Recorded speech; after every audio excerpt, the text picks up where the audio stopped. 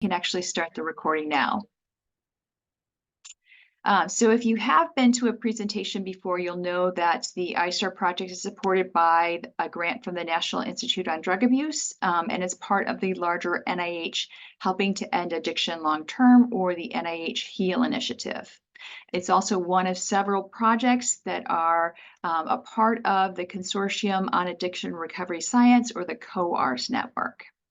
So this training today is actually the 9th webinar in the I-STARR Researcher Training Series, and it's the 7th training that's geared specifically towards folks who would like to be studying or researching recovery housing. So each webinar in the Researcher Training Series focuses on a specific methodological aspect of research. In addition to providing a primer of sorts on the topic, we also make sure that we present research that utilizes that particular method or technique that we're presenting on. And the topic for this month's webinar is strengthening causal inference. Let's go to the next slide.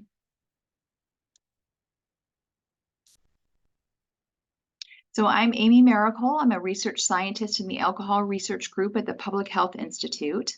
I co-lead the I-STARR project with Dr. Carmen Masson, who's a professor of psychiatry in the School of Medicine at the University of California. She is part of a team of co-investigators, and this includes Sarah Zemore and Lenny Jason. We also have biostatisticians, Mina Subaraman and Libo Lee, and we have communications specialists Diane Schmidt and Dustin Kebzu. The team's project coordinator is Quinoja Capitani. Let's go to the next slide. So the I-STARR project and all of our activities are guided by a 17-member advisory board. And this advisory board represents a diverse group of leaders from across the country.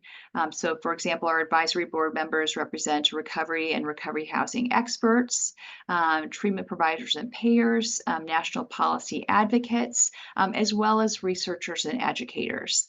We may have some of our advisory board members in our audience today, but I'm always pleased to say that several of our advisory board members have served as presenters in our training series. Let's go to the next slide. So before we launch into our topic for today, it's always helpful for us to get a sense of who's in the room. So we do some polling at the outset. And for this, there are just 4 questions, and it lets us know who's on the call and how we can best serve the needs of folks who are on the call. So the 4 questions in the poll today: what best describes your field of study? At what stage are you in this field?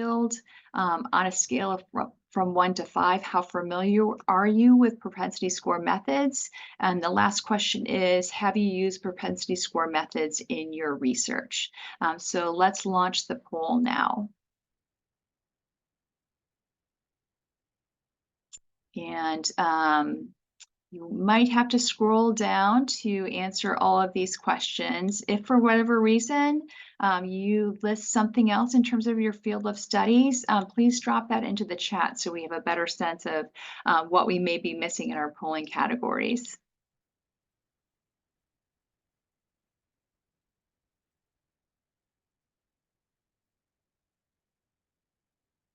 And once we get a good majority of folks who've answered the poll, we'll bring up the polling results.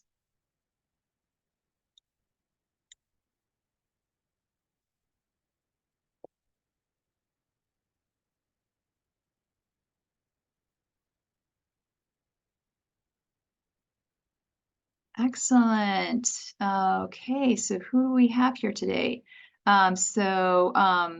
We have 2 large groups. We have folks who are from the health sciences, but we also have a large group of folks who are falling into the something else category. So again, if you could just drop into the chat what we might be missing in our polling categories, that would be great. In terms of the stage that people are at in their training, so it looks like the largest group is those who have completed their terminal educational degree 10 years or more, in the past 10 years or more. So on a scale from 1 to 5, how familiar are you with propensity score methods? So we have some folks really kind of familiar and unfamiliar, nicely balanced groups. We have folks with some experience and some background, and feel free to dive in with your own experience and background, and that will help the folks who are less experienced in the learning process. So in terms of using these methods in their research, most have not. So it'll be really nice for us to hear from examples of how that's been used in recovery housing research. So let's go to the next slide. We can get right down to it. I wanted to make sure that I present and tell you about who you'll be learning from today. So we'll have two different presenters. We'll hear from Meena Subbaraman and Aaron Sandhi. So Meena Subbaraman is a biostatistician in the Behavioral Health and Recovery Sciences group at the Public Health Institute. She received her master's in statistics from Stanford University and a PhD in epidemiology from UC Berkeley. Her research interests are diverse and include causal inference, methods for studying mediators, moderators, and mechanisms of action, recovery from substance use disorders, treatment from alcohol use disorders, and recovery housing. She's also done a lot of research on cannabis and alcohol policy. So before joining the Behavioral Health and Recovery Studies group, she worked with the Alcohol Research Group for 14 years, where she served as the Director of Statistical and Data Services for 2 years. So that is Meena Subbaraman. We'll also hear from Aaron Sandhi. Aaron is a research manager at Therapeutic Solutions in the UK. So Aaron, thank you so much for spending your after work hours with us. It's later in the evening for you there. Dr. Sandhi has over 25 years of experience in qualitative and quantitative evaluation research methods across policy, criminal justice, public health, substance use, and mental health domains. His recent research interests focus on supporting the application of quasi-experimental techniques to determine treatment and intervention effectiveness. He has previously worked in an academic capacity for the Imperial College of London and at the Home Office for the UK government. Dr. Sandhi also serves on the Research Advisory Board for the Recovery Outcomes Institute, where I just saw him just a matter of a few hours ago. So we'll first hear from Dr. Subbaraman, who will provide an overview of propensity score methods and techniques, and then we'll hear from Dr. Sandhi about his application of these techniques in recovery housing research. And with that, let's go to the next slide, and I'll hand things off to Dr. Meena Subbaraman. Thank you, Amy. Thanks for that introduction. Thanks everyone for your attendance too. I'm happy to give you an introduction on propensity score methods today. I saw that there's quite a range of familiarity with this topic. This is geared towards an introduction, but hopefully there's something for everyone here. Next slide, please. So I went back and forth about how to start this section. I decided to start with why use propensity scores, because I think that contextualizing propensity score methods in the context of the methods we usually use can help us conceptualize what they are. So why do we use propensity score methods? So in observational studies, which is what we usually have when we're studying recovery residences, treatment selection or probability of exposure is often or usually influenced by the participant characteristics. So this is like confounding. And I do want to note here that throughout this section, I'm going to be using treatment and exposure interchangeably. The propensity score literature usually refers to exposure as treatment. I think that's because propensity score methods are essentially trying to mimic a randomized control trial. But please think of treatment and exposure as interchangeable throughout. So, right, so, thank you. So we need to account when we're analyzing our data, when we're trying to come up with a treatment effect or effective exposure, we need to account for these systematic differences in baseline characteristics between the treated and untreated, exposed and unexposed groups. So traditionally, researchers use regression adjustment. So we put our covariates in a regression model and consider that as accounting for the differences in baseline characteristics between their two groups of interest. Next slide, please. So like I mentioned, propensity score methods allow us to mimic some characteristics of randomization. So as you might recall, an RCT is our gold standard of a study, but we usually have observational data with when we're studying recovery residences. But propensity score methods can help us mimic randomization when we have observational data. Another advantage over traditional regression models is that assessing whether propensity score models have been adequately fit is actually a lot more easier and straightforward than assessing whether regression models have been correctly specified. There's also some increased flexibility with propensity score methods when outcomes are rare. And we can use balanced diagnostics, which we'll talk about, to explicitly determine the overlap in the distribution of baseline covariates. So we can get an idea of how balanced or how well our propensity scores fit in terms of how the covariates are now balanced between the treated and untreated groups. And we'll look at this later. And I realized this morning when I was thinking about this talk, another advantage of propensity score methods is that usually what we want is a marginal effect of treatment or of exposure.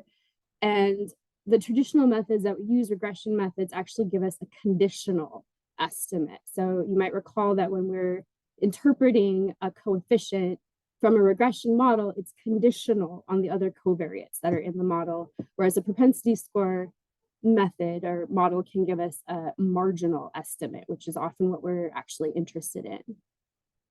Next slide, please. So now, what is a propensity score? So the propensity score was defined way back in 1983 to be the probability of treatment, probability of exposure, conditional on the observed baseline covariates. And so I've introduced a tiny bit of notation here to show you how Rosenbaum and Rubin defined the propensity score. And you can think of a propensity score as a balancing score. So what we're trying to do again is balance the distribution of our baseline covariates between the treated and untreated groups. So essentially, once we condition on the propensity score, the distribution of whatever we've measured, the baseline covariates, will be similar between the exposed and unexposed groups. Next slide, please.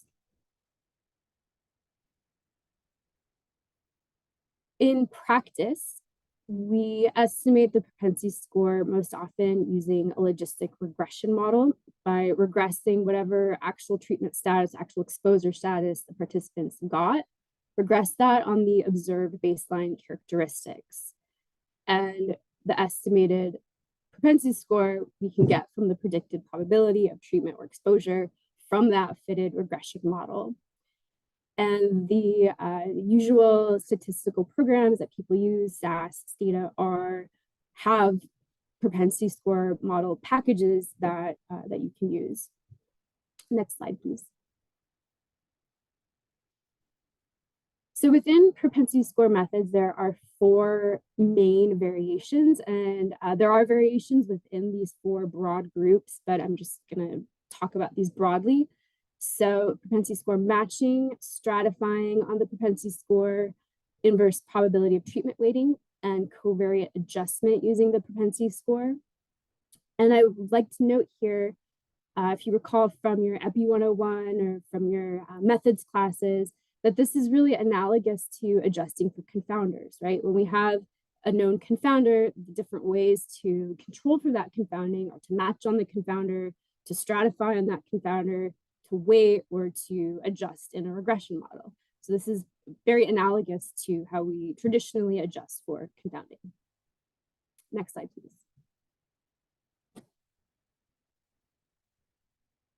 So the first variation is that we'll talk about is propensity score matching. So how this works is after we compute the propensity scores using, say, the logistic regression model, we then form matched sets of the treated and untreated participants who share similar values of the propensity score. So again, there's different variations of this. There's things like caliper matching, nearest neighbor matching, So there's different how should I put it, like thresholds that you can use for considering what a similar value of the propensity score is. And there's also different levels of matching. Most common is 1-to-1, but there's also K-to-1 matching. Once these matched samples are formed, we can then estimate our treatment or exposure effects by directly comparing outcomes between the treated and untreated groups. Next slide, please. So in the matched groups, if the outcome is continuous, say we have a scale of substance use severity, we can compute the effect of treatment by estimating the difference between the mean outcome for the treated, say folks that were in a recovery residence, versus untreated, say folks that did not live in a recovery residence. On the other hand, if the outcome is dichotomous, say the presence or absence of a substance use disorder, then we would compute the effect of treatment or exposure as the difference between the proportion of the participants who've experienced the event versus not in the treated versus untreated groups. Next slide, please. So the next variation of propensity score methods is stratifying on the propensity score. And in this variation, after, of course, we compute the propensity scores, we rank participants according to their scores, propensity scores, and stratify into mutually exclusive subsets based on previously defined thresholds of the propensity score. So one commonly used threshold is quintiles, so dividing the participants into 5 equal-sized groups and using the quintiles of the estimated propensity score as the thresholds. So you might have heard of Cochrane reviews. 1968, Cochrane demonstrated that stratifying on the quintiles of a continuous confounder gets rid of 90% of the bias due to that confounding variable. That result was for one confounder specifically, but Rosenbaum and Rubin took that result and extended it to show that stratifying on the propensity score, which is like stratifying on multiple confounders,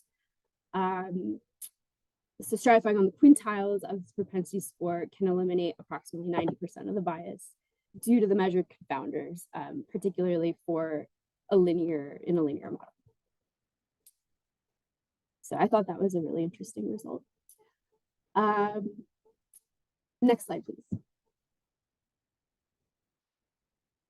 So one way to think about stratifying on the propensity score is you can conceptualize it as a meta-analysis of a set of quasi-randomized control trials. So again, remember that the propensity score is trying to balance the covariates and create a quasi-randomization. So within each of the strata, the effect of the treatment on outcomes can be estimated by comparing outcomes directly. So this is similar to in the matching scenario. And then we can pool the stratum-specific estimates to get an overall treatment or exposure effect.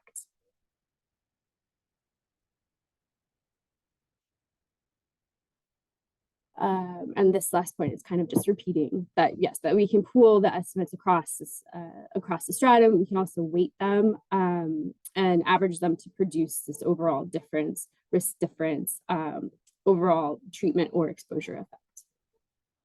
Next slide, please. So the next, I think this is the third variation, is IPTW, so inverse probability of treatment weighting.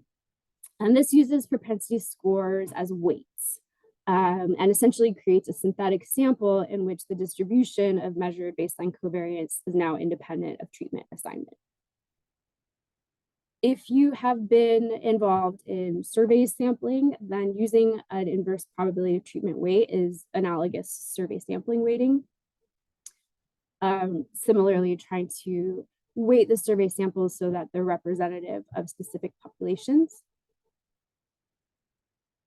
And right, so the weight again is just equal to the inverse of the probability of receiving treatment that the participant actually received.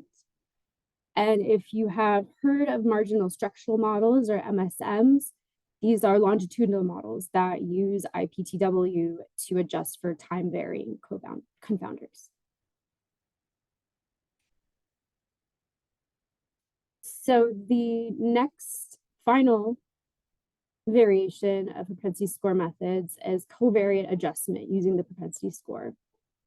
And for this method, we regress the outcome variable on the propensity score, excuse me. And the effective treatment is determined using this estimated regression coefficient from the fitted regression model. So, right, so we have, we have a regression where we have an indicator for treatment, and we also are adjusting for the propensity score. And we can interpret the coefficient for treatment as our treatment effect when we have adjusted for the propensity score. And again, in the linear model, this amounts to an adjusted difference in means. In a logistic model, it's an odds ratio, adjusted odds ratio. So out of all these methods that we've discussed, this is the only propensity score method that has a regression model relating outcome to treatment status. And so we have to assume that that particular regression model has been correctly specified. So this assumption is specific to covariate adjustment using the propensity score.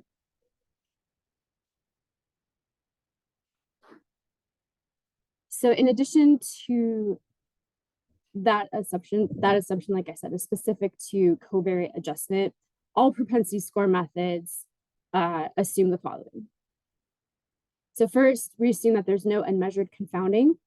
So all covariates that are related to both outcome and exposure have been measured and have been included in the propensity score model. We also assume positivity, meaning that every participant has a non-zero probability of receiving treatment or no treatment. We assume stable unit treatment value assumption, or SUTVA, which is that the treatment effect for one individual is not affected by the treatment status of another. And finally, we assume that we've modeled, that we've correctly specified the model estimating the propensity score. Next slide, please.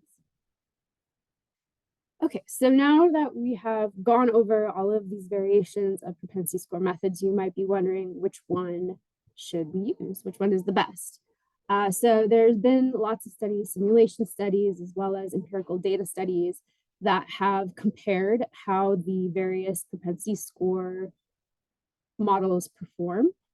So several studies have shown that matching eliminates more of the bias than stratification or covariate adjustment. But in some settings, matching and IPTW are shown to be optimal or comparable. There's also approaches that are called doubly robust approaches that use both weighting and covariate adjustment. And there are some that think that those perform the best. I use a doubly robust propensity score method for my dissertation. So that's another variation that you can think about, combining some of the power from each of the variations. So using both the weight and covariate adjustment.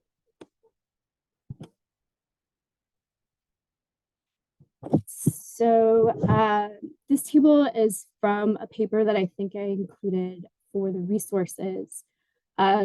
I love this table. It summarizes really nicely the pros and cons of each of the variations that we talked about. I'm not going to read all of this off to you, but it's here for your use. And what I do want to point out is that a lot of these cons are very specific to the kind of data that you have, and so the choice of which of these variations of propensity score methods you want to use will be informed by your data. What kind of data do you have? Is your outcome rare? Do you have a lot of covariates? So I encourage you to look at this table and think about what kind of data you have and what might perform best given what you have. You can also try multiple multiple of these variations and see how they work out with your data. So the last, oh, sorry, next slide, please. Right, so before I hand off to Erin, assessing balance is really important with propensity score methods, and it's something that is often overlooked when people are using propensity score methods. So I encourage you, if you are using propensity score methods, to do balance diagnostics, because a true propensity score is a balancing score. And like we talked about before, what this means is that conditional on the propensity score, the distribution of the baseline covariates is going to be independent of treatment assignment. So balance diagnostics, which Erin will show an example of in a few moments, can help us assess whether the propensity score modeled has been adequately specified. And what this involves is looking at whether the distribution of our measured confounders or measured covariates is similar between the treated and untreated groups with the same, who have the same propensity score. And ways to do this, for example, you can compare propensity score weighted means and proportion of baseline variables between treated and untreated groups, and visually assess balance, or Erin will talk through an example. One thing I'd also like to say, I meant to say in the beginning, that what I've talked about today really focuses on the simplest case of trying to assess exposure effect or treatment effect. And what I mean by that is no mediators, no moderators. So we're assuming none of that is going on here.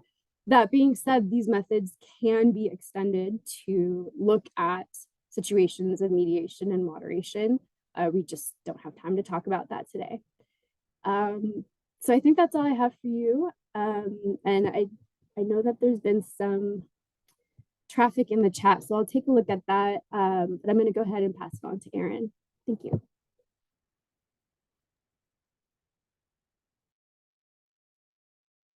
Thank you, everyone. Thank you, Mina. That was really helpful overview of propensity score matching. And what I'd like to do is actually to run through a real life example of using these techniques that Mina's described in the real world, in an evaluation of a pilot scheme within the Virginia Association of Recovery Housing, Recovery Residencies universe, how we actually delivered an evaluation of an intervention itself, how we actually made that work in practice. My aim is two or threefold, one of which is to give you a flavor of how we can use these techniques, how it actually works in practice, but also how you can link in some of the theoretical components, not to forget that theories underpinning a lot of this. We want to work out what our theoretical frameworks are that actually explains behavior change over time, and how we can use these techniques to create a counterfactual group that helps describe in robust ways a treatment effect or an intervention effect. The second aim really is to demonstrate the importance of doing this correctly, because one of the things I will show is how you can actually demonstrate differential effects if you use different approaches. And hopefully that'll be one of the themes that come through this presentation. And the third part of the presentation is that it's accessible. A lot of the tools are readily available. You don't necessarily need to have a degree in statistics to do a lot of this, but probably helps. You can certainly do a lot of this within the tools that are available within the software that Mina described earlier on. And I can give you some clues in terms of some of the techniques and some of the commands that can be done to actually take this forward.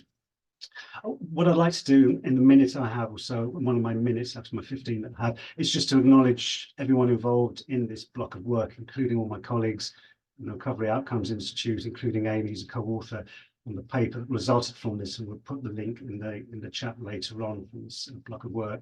I also need to thank all our brothers and sisters involved in the Recovery Outcome universe in Virginia for actually doing the work for us, and I'll talk more about the actual contributions that they made for this. And I need to mention Anthony, Matt and Bob, who are co-authors for this block of work.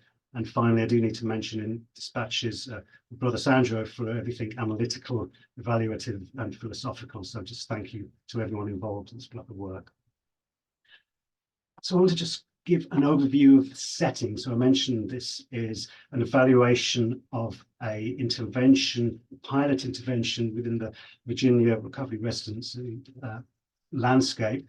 We're looking at about 100 level 2 and level 3 residencies and 2,000 residents that were assessed during a 2.5 year period between 2020 and 2022. I want to focus a little bit on the assessment tool that we used, partly because I think it actually demonstrates our theoretical framework we want to look at. So once, as Mina's talked about issues like treatment completion and treatment allocation, we also want to include our theoretical underpinnings, the scaffolding that we have that underpins behavior change and what we have used to actually demonstrate that. Our choice of tool is the RECCAP assessment, and I know some of you may have seen the presentation by our founder, our leader, the governor, it's Professor David Best, who's actually overseeing this, and he actually put together the RECCAP assessment tool.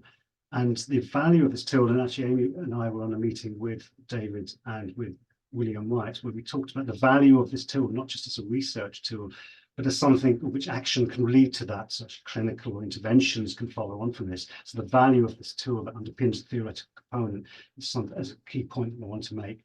So the assessment tool was completed for all residents at baseline within 72 hours of admission.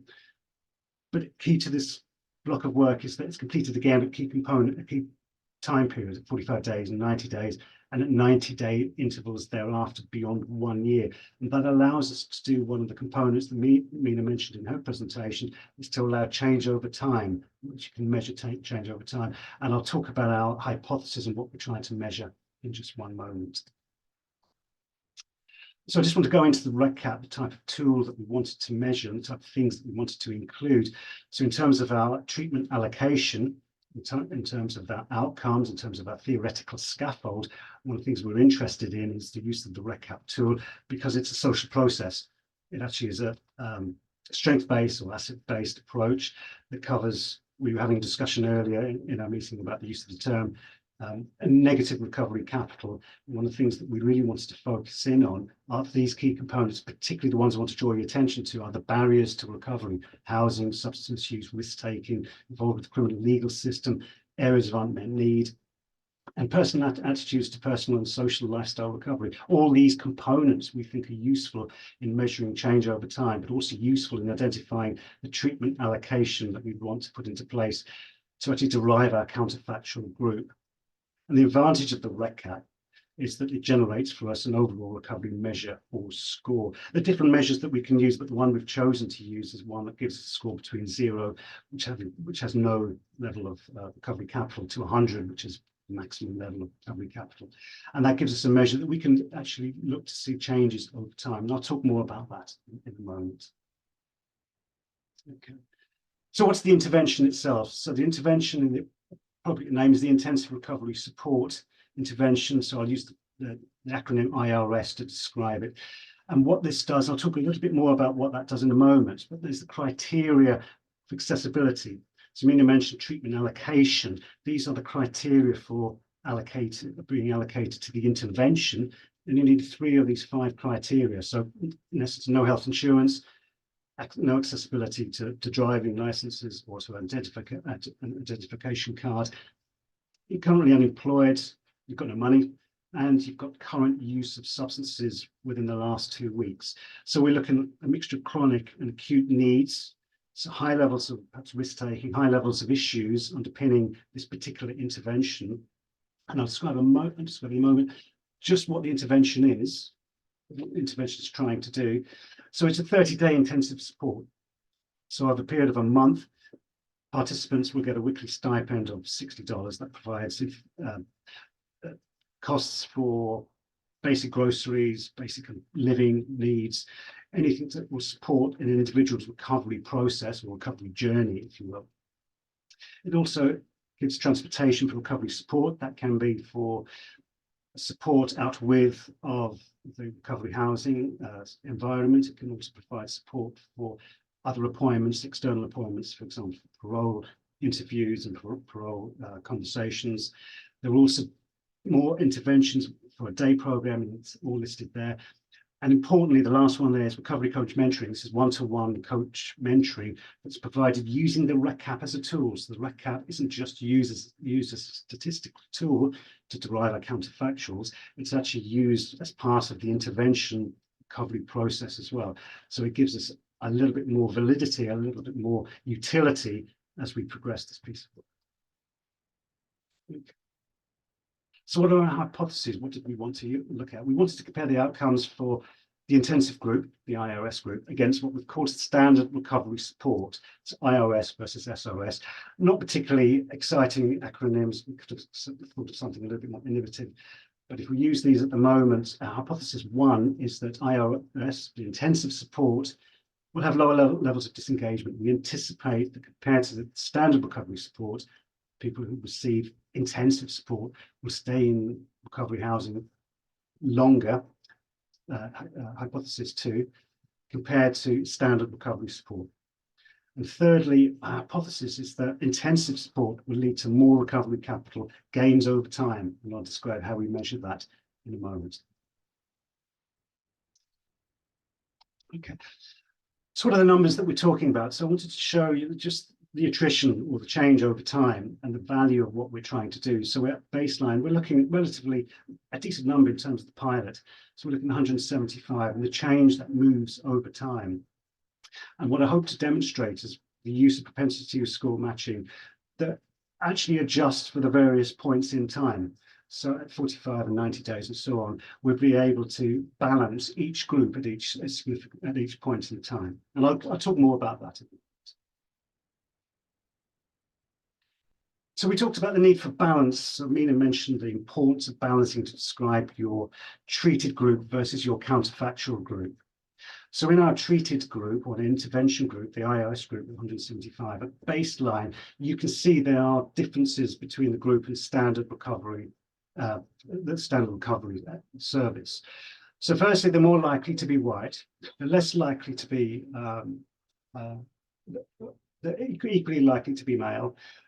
There's differences between barriers and needs. So higher levels of barriers, higher levels of needs. There are differences, you'll notice that in terms of education and employment, higher needs for the standard recovery service. That's likely to be because people haven't got there yet in terms of the intensive service and in employment and education needs. People need to move forward in terms of their levels of risk, in terms of the levels of recovery and their recovery journeys to get to the point where employment and education is an issue.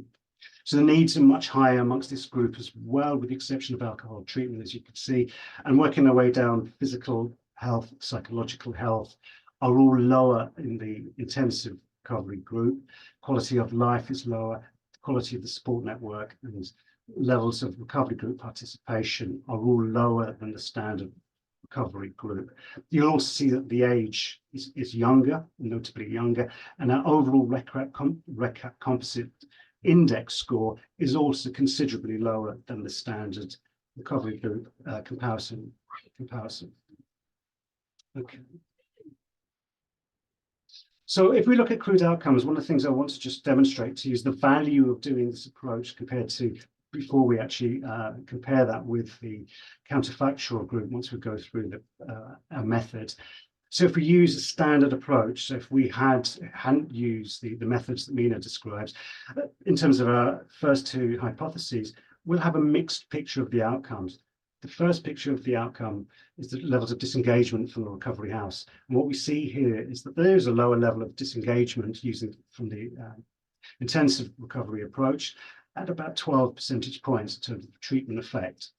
But we see conversely that retention length actually is much longer compared to the intensive group in our potential counterfactual group, our future counterfactual group. If we just take the standard recovery group without comparing them, without actually contrasting them, you'll see it's actually a higher level. So I wanted you to bear in mind those two figures before I present the actual outcomes from our analyses. So what did we do? So we taking some of Mina's presented ideas, we used inverse probability weighting, the doubly robust approach that Mina described using regression adjustments. These were the actual commands that we used in Stata, so TFX for disengagement and STFX for retention length. Mina mentioned the use of marginal structural modeling for repeated measures.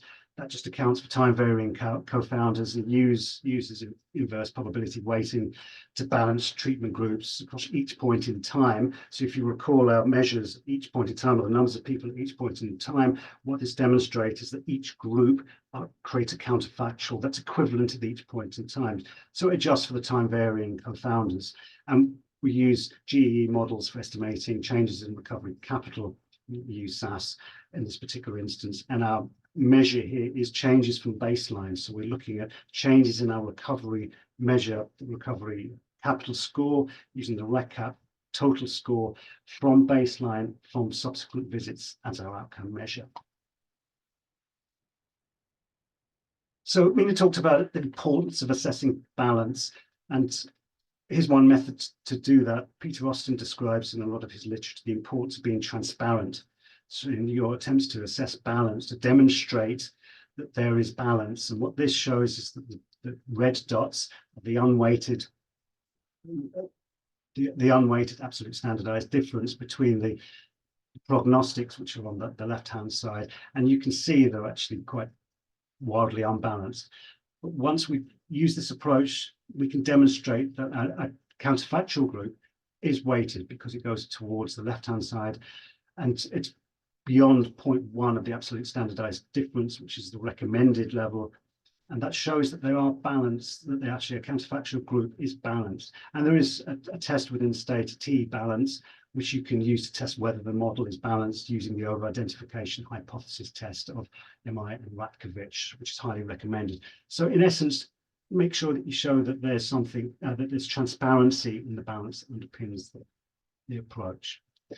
Now, once we've applied that to our counterfactual group, we're able to show the outcomes and the average treatment effects, which are highlighted in the box. So the disengagement level between the groups are different. So we now show an average treatment effect, which is the difference between potential outcome means for the standard recovery treated group and those for the intensive group is now up to 18 percentage points, just under percentage points. And we reach statistical significance for retention length and number of days. But notice that actually it's been reversed. So we now have higher levels of retention in the length of days for those in the intensive recovery grouping. So it's flipped itself on its head. We're looking at a very different outcome. And this is important. There's 2 points I want to make here. Firstly is that change. So in terms of our policy, we want to influence policy. If we'd use the traditional or non-adjusted method, we'd have firstly a very different outcome in terms of retention length, so it will give you an erroneous result. And secondly, it understates the treatment effect as well. So once we actually account for differences, we have a stronger treatment effect when we put them together. So it's 18% instead of 12%. And this has an important effect if we're looking at our policy, if we want to actually get to the point at which we influence policy. So what happens about change over time in terms of the RECAP score? What do we notice? Well, this is actually a more fluid and a more nuanced picture and a partial success if you look at the graph here. So what this shows is the predicted mean change from the baseline. So if we call the change over time, so we're able to adjust for the time varying covariates at each point in time. And it shows that the similarities between the intensive group and the standard recovery group over time at different points of the assessment. So the levels of improvement increases pretty much the same level from the first assessment, but eventually the intensive group does catch up by around about assessment 3 and overtakes the standard recovery group, although the difference isn't statistically significant. It isn't until we get to assessment 5 that we're really at the races. Things do start to change, and by assessment 6, we're now seeing a statistically significant difference, but we are seeing changes in both groups. So one of the things that we have noticed is that there is a fundamental change in both groups, and perhaps the success and the importance of the recovery environment, recovery housing environment, to actually deliver change in recovery capital over time, and the importance that this method can do to actually measure that. So what are our concluding thoughts from this approach? So I've got a final slide just showing you some final thoughts of conclusions from using the approach of developing counterfactuals and developing quasi-experimental approaches in the field of recovery housing. But first point really is the importance of your theoretical scaffold. Get that in place, make sure that's clear, because that helps with the treatment allocation component. It helps explain changes over time, and it helps you get your outcomes in place, and that helps define really the methods you may want to use. Secondly, I've hopefully demonstrated the importance of creating balanced groups to ensure the accurate counterfactuals are in place, because it has an impact on outcomes, and you get it wrong, it can lead to erroneous policy recommendations. Would have been able to demonstrate that if you use crude or unadjusted approaches, you can get very different outcomes than if you use balanced and robust counterfactual measures. A conclusion in this approach is that intensive support does lead to lower disengagement and longer retention, and thus interventions for high-risk individuals can be effective, and that's important. In many ways, this opens the door, I think, to other approaches. What is it? What's the black box, perhaps driving change over time? Can we actually get into more depth, get into more detail about what affects changes between the two groups? What is it that's underpinning the nature of the increased activity, the intensive nature of the activity that's led to change over time? Can we get it underneath the skin or underneath the bonnet of change over time? So in terms of changes of recovery capital, our conclusion are that this is nuanced findings. The importance of retention is actually getting people to stay in the recovery environment. Recovery housing environment is key. It may not be up to the levels of 6 assessments and over that period of time, but there is something there, a kernel of truth about keeping people in the recovery environment, recovery housing environment, that does lead to positive changes in recovery capital over time. We've seen steady growth for both standard groups and for the intensive groups over time. And really the conclusion we've got here is that both groups do well. Both groups do better, but something really happens between the intensive group at 1 year plus. So whilst we have an intensive intervention at about 30 days, so 1 month's worth of intervention, changes are consolidated, changes happen over time, and then really take off at the 1 year mark. And this opens the door for us to actually find out what happens. What is it that leads to those further changes? And again, that could be more evaluative work, it could be more qualitative work to really understand and get underneath the skin of what those changes are. Hopefully that gives you an overview, and hopefully within my time period, I see Amy nodding, she's good about the time periods that we've got. So if there's any questions about this block of work, I'd be more than happy to say. Excellent. So Mina and Aaron, just an amazing presentation here. So we started off the training series talking about experimental and quasi-experimental designs, and Mina mentioned how the randomized clinical trial is the gold standard for establishing effectiveness in our field. And that's still true, but it's really hard if you attended the first lecture or the first webinar series, the experimental and quasi-experimental designs in recovery housing research. It's really hard to do that. But these kinds of statistical methods allow us to do quasi-experimental research in a really rigorous way so that we can better get at treatment effects or effects of our interventions. So we went through things really quickly and we didn't belabor formulas or mathematical symbols, kept it high level, but there's so much more that you could learn about this technique or this group of techniques and about Aaron's research as well. So we've put together some resources for you. Let's go to the next slide. So this is where you can learn more about kind of propensity score methods and different techniques that Mina reviewed. Mina, do you want to say anything about any of these resources? I don't think so. The Austin papers are great. They're all pretty accessible. Excellent. And we can drop those into the chat, links to those that are publicly available into the chat for you. On the next slide, we have examples of Aaron's work using these techniques in his recovery housing research. So we'll drop links to those into the chat as well. But let's, without further ado, move on to next slide, discussion. Hopefully you guys have been, thinking of questions for these amazing presenters, Mina and Aaron. At this point, feel free to either raise your hand within Zoom or drop something in the chat or unmute yourselves and raise your question. And Diane, I'm going to go on mute and hand things over to you to moderate the discussion. Thanks so much, Amy, and thanks, Mina and Aaron. It was an incredible presentation. So while people are thinking about some questions, we do have one or a couple of questions that came up in the chat from Megan. So I'll present the first question and then we'll move on to the second. The first one is, can you comment more on the difference between conditional and marginal effect estimates? Is the goal of this difference to improve generalizability across confounders as opposed to interpreting scores based on confounding factors?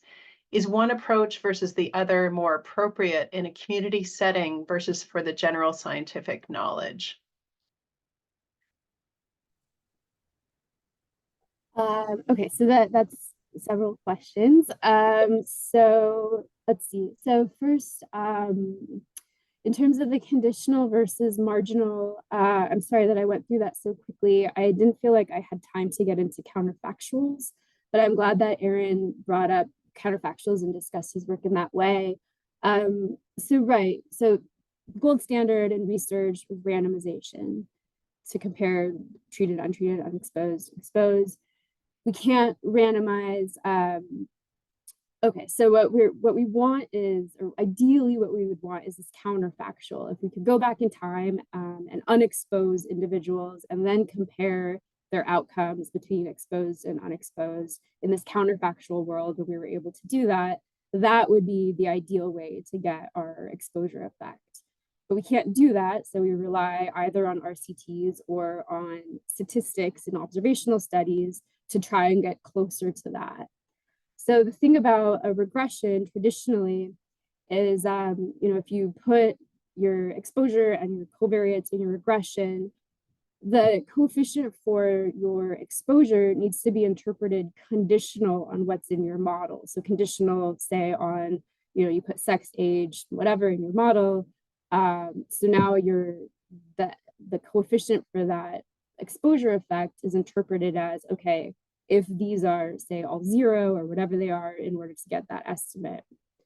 So on the other hand, when we use a propensity scores, for example, we no longer have to interpret the effect estimate as conditional on those covariates. We can interpret it as a marginal effect, which is closer to a counterfactual than a conditional interpretation. So that I think hopefully addresses the first question. The question about generalizability, it's not generalizability. It's, again, this specific interpretation of the of the coefficient for the exposure.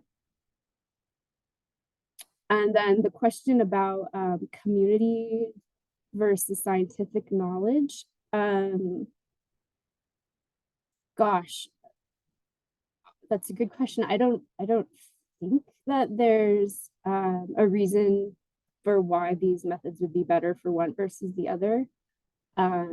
There are, if you get into direct effects, which is a more complicated, it's almost like looking at moderation, then there's a school of thought that says certain kinds of direct effects are more relevant for certain questions than others. But generally for propensity scores, I don't think that, I don't know, maybe Aaron has ideas, but I don't think that community versus general scientific knowledge would affect that. I'd concur with that as well. So we have, Megan had another question. For matched propensity scores, do you need to use a conditional regression method similar to case control studies? So I'm sorry for not being clear about this. You don't need to you shouldn't have to use a regression after you've matched on the propensity score. You could just take the difference or depending on whether it's a continuous or dichotomous outcome, difference in means or difference in proportions. So you don't need a regression, but you do need to account for the fact that it's paired data. Yes. Okay, I think we're just running out of time here. So we welcome any other questions. If you want to email them to us, we can also check in with the presenters and provide responses to those as well. And with that, thanks so much, Erin and Mina, and Amy, I'll pass it on to you. Excellent. Yes, I underscore what Diane said about dropping questions into the chat because we'll continue to chew on them. So just a couple of quick notes about what's coming up with I-STARR and I-STARR activities. So we will have 2 webinars next month. We'll have an operator provider webinar, and we'll have Jason Howell, who's actually, I think, in the audience today. He'll be presenting on linking with prescribers of medications for opioid use disorder or medications in recovery housing in general. And then we'll have a researcher webinar as well, and that will be on multi-level modeling and studying the impact of contextual factors on outcomes. And we are lucky to have Ms. Mina Subbaraman back for that webinar, presenting an overview of multi-level modeling, and we'll have Liz Mahoney, who's presented at this webinar series before, providing examples of that in recovery housing research. I also want to just plug a little bit the National Conference on Recovery Science, the NCARS conference. That is being held, it's a virtual conference in April, the 24th through the 25th, 2 days. And registration is still open. In fact, if you register by the end of the month, you'll be able to qualify for early bird registration and have a discounted registration fee. Let's go to the next slide. So we do hope that folks are attending all 12 of the researcher training series webinars. And you can, if you're able to attend them in person, we're tracking attendance. If you attend all 12, if you're registered for the series and you attend all 12, we can give you a certificate of completion, and we can offer to list your name on the I-STARR website if someone who's completed this training. If for whatever reason you can't attend all 12 webinars in person, we have been putting our webinars online. So if you go to our website, you can view webinars there. But if you view them online through the website, just download or looking at the recording, it's hard for us to track participation. And it's also hard for us to interact with folks. So we've built a learning management system to enhance the experience for folks who, for whatever reason, can't attend a webinar online, or say you just tuned in and you've missed the webinars that came before this. You can catch up on all of them through our learning management system, and we've listed the link to that on this slide. So we are almost running out of time.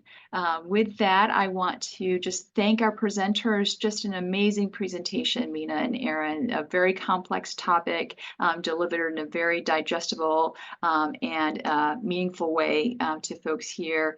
Thank you for everyone who attended today. I hope that I see you back next month at another webinar. Thank you so much, guys. Thank you.